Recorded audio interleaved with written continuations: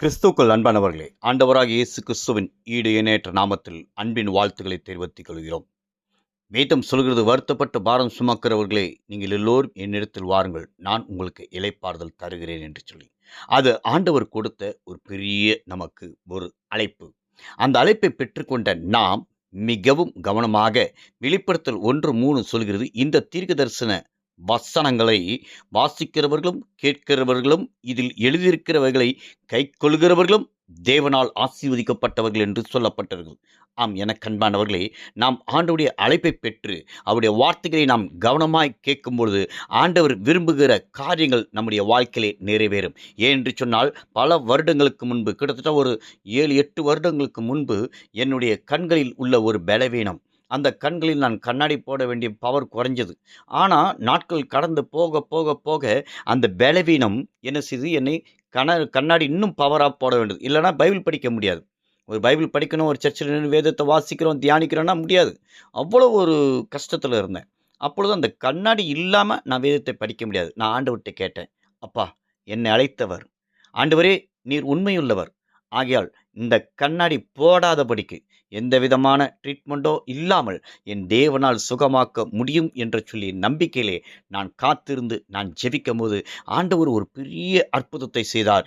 ஏனென்று சொன்னால், அவர் நம்மை அழைத்தவர், அவர் நம்மை உருவாக்கினவர், அவர் நமக்காக இந்த பூமியிலே அவர் பிறந்து நமக்காக மரித்து நமக்காக உயிர்த்தெழுந்தவர். அந்த ஜீவனுள்ள தெய்வத்தினுடைய வார்த்தைகளை நாம் அப்படியே கேட்டு அதன்படி நாம் நடக்கும் பொழுது நிச்சயமாக நம்முடைய வாழ்க்கையில் ஒரு மாற்றம் வரும் என்று சொல்லி நாங்கள் ஆண்டவரை உறுதியாய் பற்றி கொண்டு அவரோடு நான் ஜெபித்து கொண்டிருந்த நேரத்தில் வேதம் சொல்கிறது, அவர் நமக்காக பிறந்தார் என்று சொல்லி. இயேசு என்ற பெயர்களின் அர்த்தம் என்ன?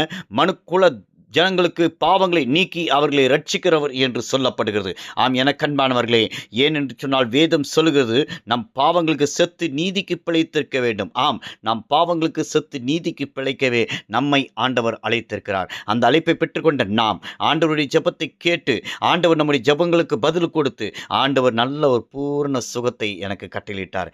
இன்றைக்கு எந்த விதமான கண்ணாடியோ எந்த விதமான லென்ஸோ எனக்கு இல்லாதபடிக்கு ஆண்டவர் மீண்டும் எனக்கு என்ன பார்வை இருந்ததோ அந்த பார்வையை எனக்கு கொடுத்தார்.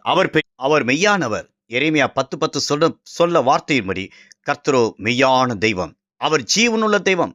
யோவான் 14:6 சொல்கிறது, இயேசு நானே வழியும் சத்தியம் ஜீவனுமாய் இருக்கிறேன், என்னை அல்லாமல் ஒருவன் பிதாவினிடத்தில் வரான் என்று சொன்ன வார்த்தையின்படி எனக்கு அன்பானவர்களே, கர்த்தராகிய இயேசு கிறிஸ்து மெய்யான தேவன் என்று, பாவத்திலிருந்து விடுதலை தருகிற தேவன் என்று, பரிசுத்தமான வாழ்வை நம்முடைய வாழ்க்கையிலே தருகிற தெய்வன் என்று, சமாதானத்தை தருகிற தெய்வம் என்று, நமக்கு நல்ல ஒரு மோட்ச வாழ்வை தருவார் என்று சொல்லி நாம் ஒவ்வொரு நாளும் விசுவாசத்தோடு ஆண்டவரை நம்பி நாம் ஜெபிக்கும் பொழுது நிச்சயமாக அவர் நம்முடைய வாழ்க்கையிலே பெரிய மாற்றத்தையும் பெரிய அற்புதத்தையும் அவர் செய்ய அவர் வல்லமை உள்ளவர்.